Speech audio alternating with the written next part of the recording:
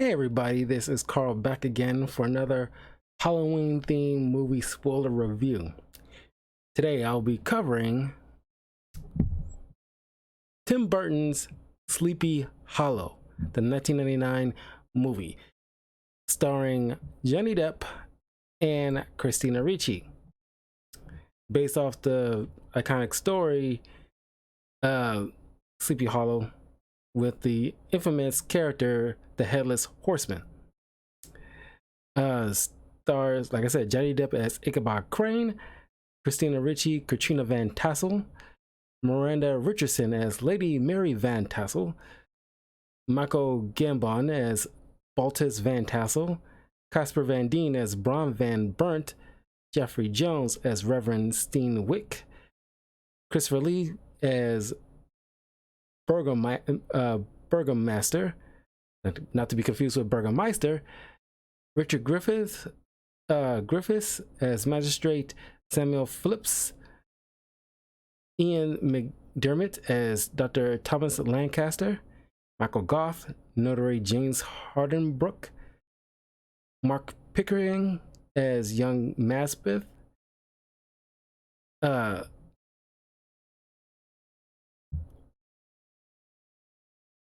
of course, you got Christopher Walken as the Headless Horseman. But in other scenes is Ray Park. You might know him as Toad from the first X-Men movie, or crap.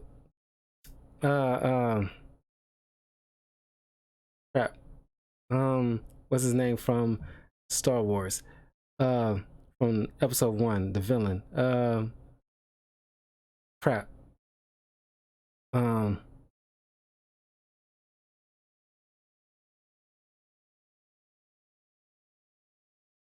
Crap. Darth Maul. I don't know. I'm blanking on the name. So yeah, this is one of the most iconic Halloween movies. All these movies to watch during the time of Halloween. Love the atmosphere.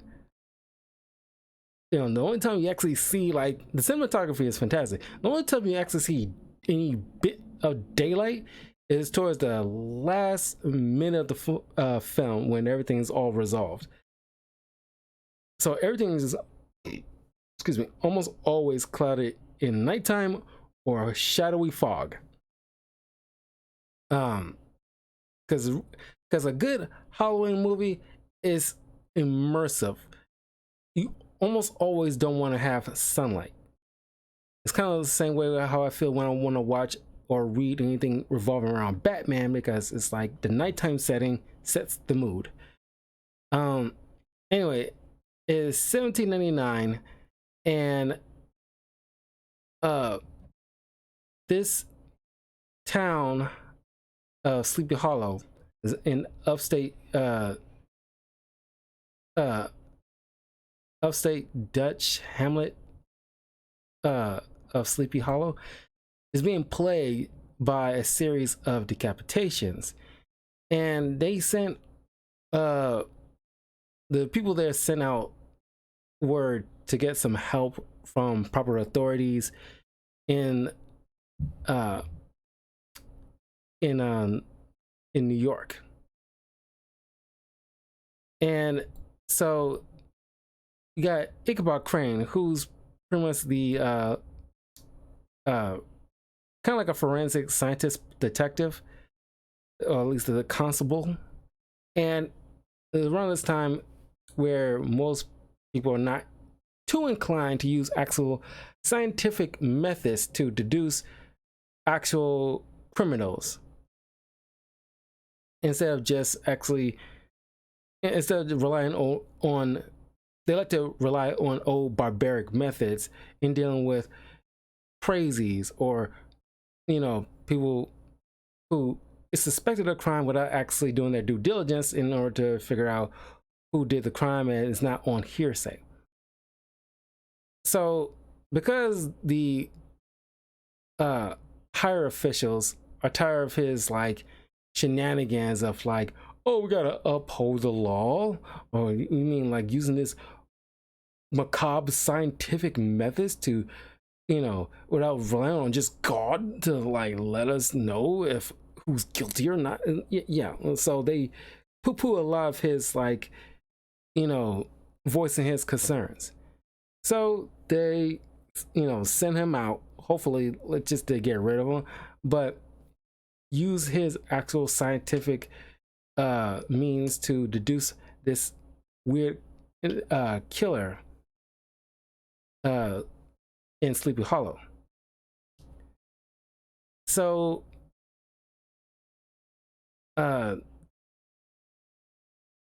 Ichabod Crane goes out there and meets up with the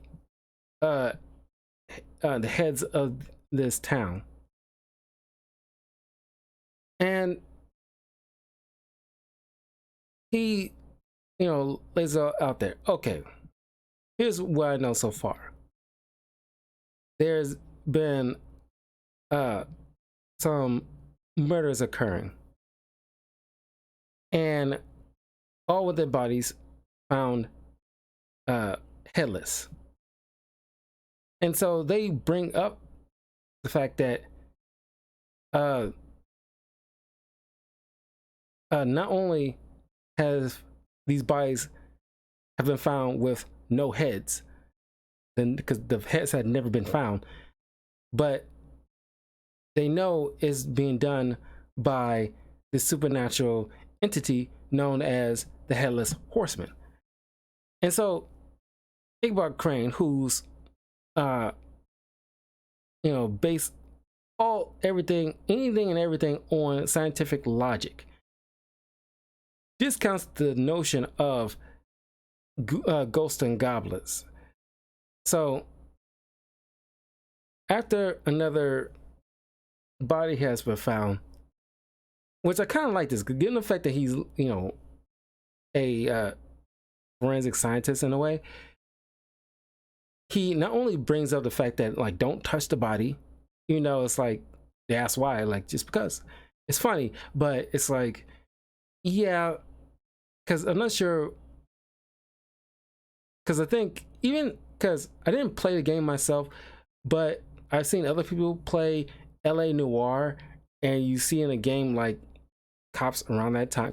It's one of the most famous games, and I've seen other cops look at this game and point out the fact that during the time of like they did the 50s, 40s, 50s, 60s, it's like people, cops around that time wouldn't be inclined to wear gloves that keep touching the body. It's like early phases of detective work where using like because the early phases of scientific forensic stuff is in its early phases. It wasn't until a little bit later when they understand that we got to use gloves not to contaminate the crime scene, because people, you see like in the game, if you played the game before, them lifting, of course there's times you see them using like their pencils or pens to lift up the dead body's hand or something like that, but you can't move the body because it corrupts the it corrupts the crime scene with other DNA. But I kind of wish they kind of like threw that in, but I guess around this time he wouldn't like, well, given the fact that he's like into this kind of stuff, he wouldn't know the answer to that question because you would contaminate the crime scene. But this is very like old world forensic scientist science. So yeah, he backtracks the events, noting that like the gallop of the horse clearly chasing down the victim was like, well, it's like very wide gallops here, and that given the fact that the blade that was used to decapitate the body, it was singeing like the neck area, as if like the blade had to be red hot uh, to make that kind of clean cut. Uh, so the next night, when a couple more people, like one of the servants here, the Masbeth Senior, who was kind of like a lookout, gets chased down, uh, decapitated, leaving behind like just his son, who doesn't have a mother because she died a long time ago, natural causes. So now he's kind of like taking Ichabod, taking him under his wing. So because he needs some kind of assistance along with this. And so upon his investigations leading up to this point where it's like, while he's doubting this obscene theory of actual headless horseman, he witnesses himself, and it's like the next day he's freaking out. It's like, no, it was a headless horseman, and everybody's like, yeah, we tried to warn you. No, you not listen to me. It's like a headless horseman. And it's like, God, I love those moments when you just freaking out like that, because in many iterations of Ichabod Crane, he's always like a thin, nebbish, kind of dorky dude. Is not known to be very brave.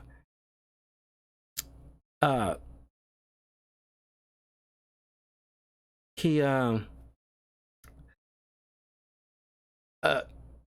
like in this interpretation where he actually takes some initiative in his work. I like making him like a constable, because in other old cartoons that as a kid I saw Sleepy Hollow, he was just like just your everyday dude that got roped into dealing with the headless horseman and defeating him, while he was just like a kind of like a cowardly lion kind of situation. Then there's this like the TV show in during the mid 2000s. There was a TV show called Sleepy Hollow based off the story, and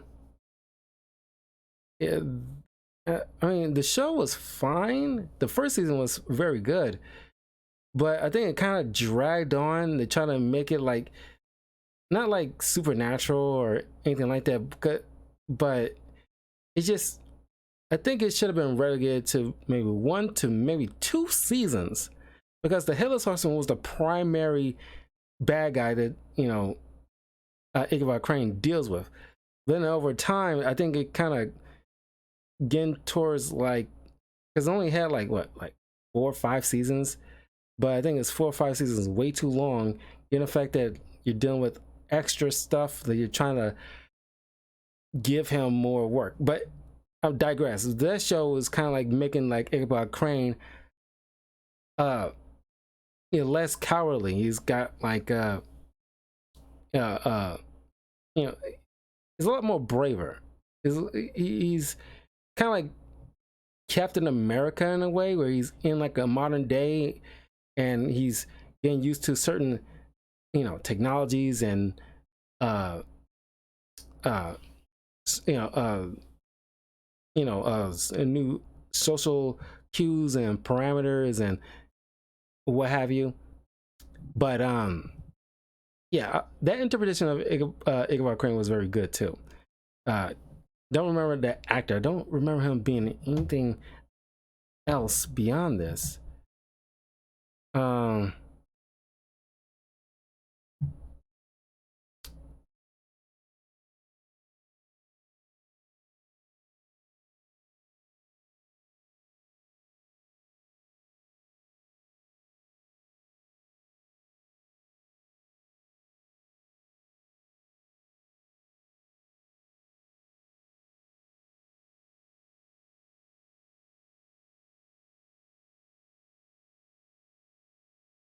Um,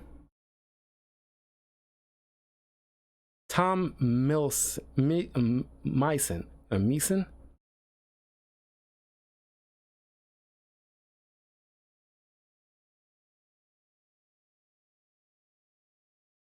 Um, because that's where like I recognize him from primarily. Uh,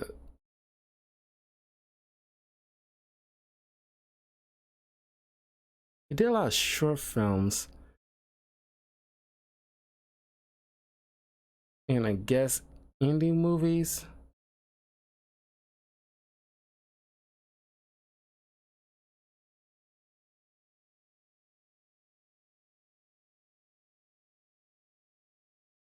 Oh, it looks like he was in that Watchmen TV show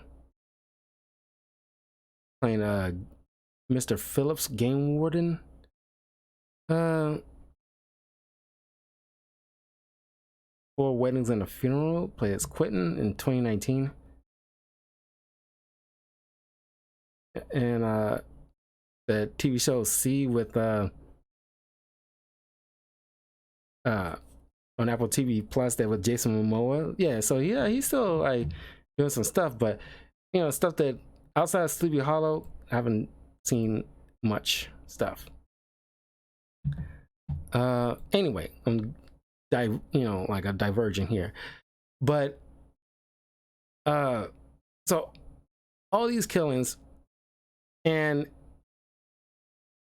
I like the fact that Ichabod is kind of wrestling with his worldview's kind of like shattering. It will be kind of shattering, especially during this time period where uh uh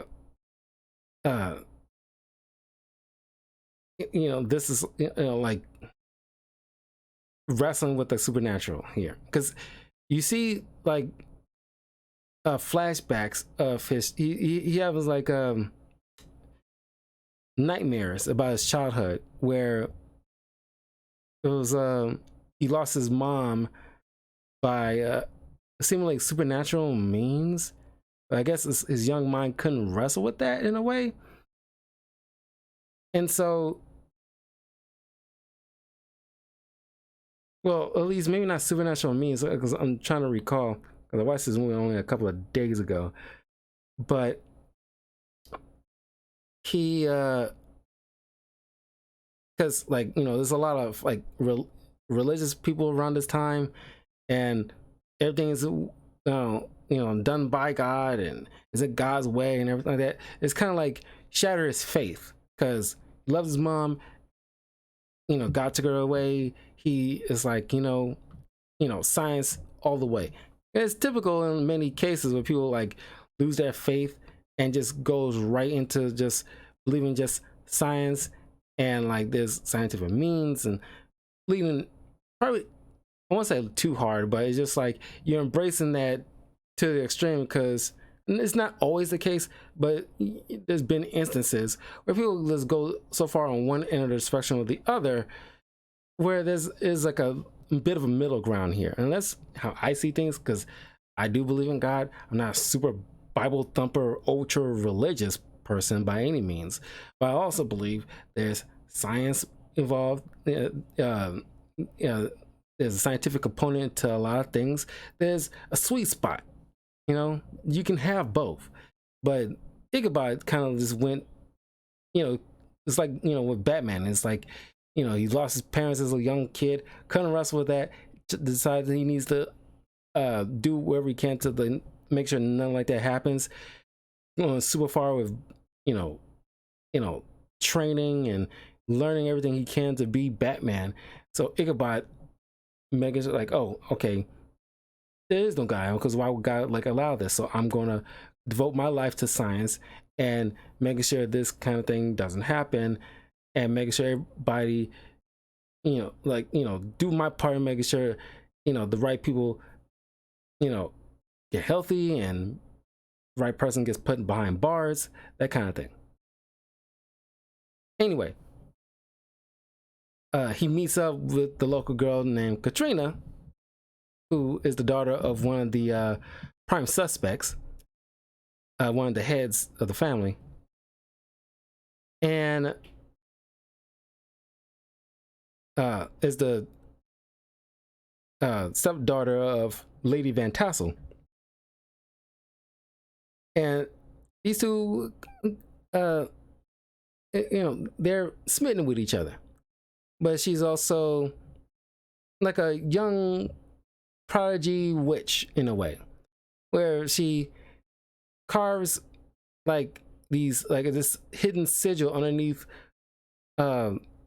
Ichabod's bed that he later discovers, thinking it's something bad, but it's actually a protection spell,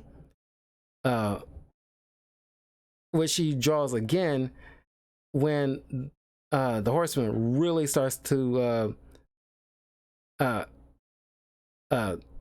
go after many people, getting his way, as he's as Ichabod later finds out during his autopsies and everything like that, where this is not random attacks. The horseman, because he also goes to this witch in the forest, which always freaks me out every time, because I don't know why like Tim Burton need to have this woman like this, but whatever. It turns out that not only that this horseman is being manipulated, because his head was stolen from his, because the horseman turns out to be an old German soldier, and who just had like a love of carnage, going far beyond what was needed of him as a soldier. He filed his teeth and to make himself more intimidating. He only had a love for his horse, and when he finally got chased down, he was decapitated and buried. So he's being manipulated, and he's strategically being sent after people part of this conspiracy of this will. And anybody who signed their name on this will, who was involved, witness, they all are getting hunted down. And when I was watching this movie, for some reason, I don't know why my mind went straight to this. I imagine if they did like another Sleepy Hollow movie or esque kind of thing, it would be cool. Like, what if the Predator shows up? I don't know why I thought that, but I can't imagine that the Predator has to fight the Headless Horseman, because like, that'd be wild to me. Because Headless Horseman is just like a unrelenting ghoul that you can like take him down as much as you can, but he'll still pop back up at some point. I imagine like the Predator's weapons can chop him up and whatever like that, but he will eventually come back. So I don't know, it's just kind of wild to me. That'd be really dope. That's like, as the Headless Horseman's going after like somebody to chop their head off, the Predator shows up and kills this guy in front of him and just starts attacking each other. That's kind of wild. That'd be wild to me. Anyway, so Ichabod deduced that, okay, especially after the notary that he questions, as soon as he realized that, these people involved, the Van Tassels and other heads, they are involved, even though their children wouldn't have known this, but anybody who was witness or anything like that, like from the jump, whoever's tied to them any kind of way, like, well, at least like relative wise, or even by marriage or by blood, they all going to get it. So as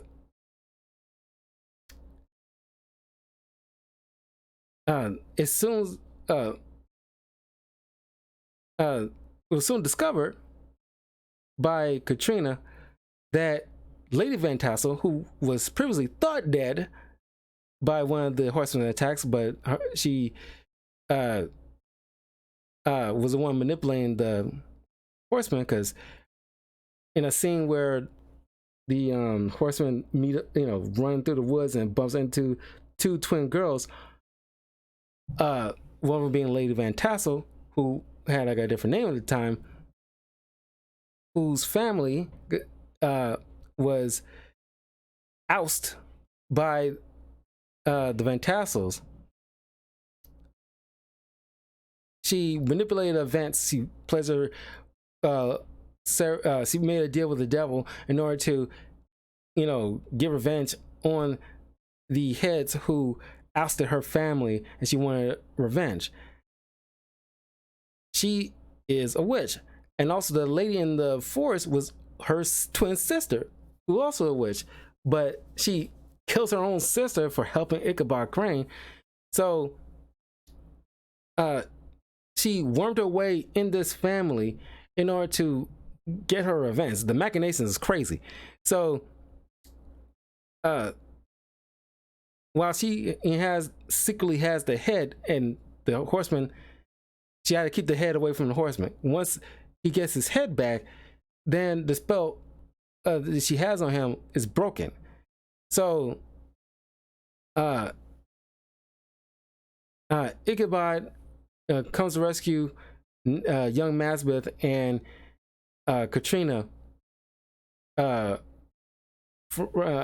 the windmill that Lady Van Tassel is hiding out in. The horseman chases them down. They go to the Tree of the Dead, the iconic, gnarled up, twisted tree that you see in like Ichabod Crane Sleepy Hollow stories.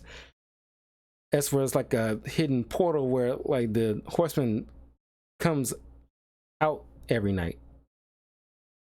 So a tussle happens. Ichabod manages to grab the skull, tosses it to the horseman, and the horseman puts his head, the skull back on his body. His head regrows, and now the spell is broken. So he goes after Lady Van Tassel, and since the deal has been made, like at least the devil deal has been upheld, and now like he come to collect. So the horseman drags her back to hell through the tree, ending this nightmarish escapade. The Ichabod and Katrina are together. The young Mazbeth is like their, not like servant, but helper, like the Robin, Tim Drake, or some kind of situation, assistant, whatever. And they go back to New York, living like a nice, peaceful life. Like I said, the only sunlight in this entire film is when towards the end, when everything's all wrapped up in a nice little neat bow. Fun movie. It's always a fun movie revisiting this film. It's gory where it needs to be gory. The only thing is, like in a lot of Tim Burton movies, when there's gore involved, the blood it's like thick red paint, and it's like it always takes me out in like every live action Tim Burton movie when gore is involved, and it's like I don't know why he goes with that, because there's plenty of like options, in my opinion, that they could go with to make realistic looking blood instead of this pink color crap. And no, it doesn't happen all the time, but it's just like it's a fair amount sometimes. Or usually not pink like, but it's like it looks too red dye-ness. I don't know. There's plenty of other films that make blood look fairly, of this, like life-like substance. In Tim Burton movies, it feels a little fake, and it's like it's noticeable in my opinion. But yeah, it's a dope film. Not perfect all the way, but maybe it's just more nostalgia for me, because I'm not a huge horror guy, but I think Tim Burton's always been like my speed when it comes to the right level of horror. But let me know what you think in the comments below. Share this with your friends, like this, leave a comment, because this is like almost the best, you know, like the only, so far, the only great interpretation of Sleepy Hollow that has always been highly recommended. This movie had like a budget of like bare minimum 70 million, and it came out in the box office as 207 million. You know, so it, you know, Tim Burton knows his stuff. That's why he's been my favorite, you know, director of all time, personally. But yeah, the next week, the next reviews, the bulk of my next reviews next week will be all Blade stuff. Comic, movie, comic and the movies.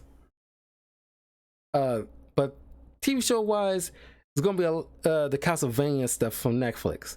So look forward to those next week. But yeah, this has been fun. It was a quick little review. Love this film. This whole conspiracy thing is very dope. It's like, you know, detective work in this. It's like, you know, very cool idea to integrate this. But anyway, I will see you guys tomorrow. Playing you know, at least a couple of multiplayer stuff, maybe. We'll see. But see you then. Take care. Have a good night.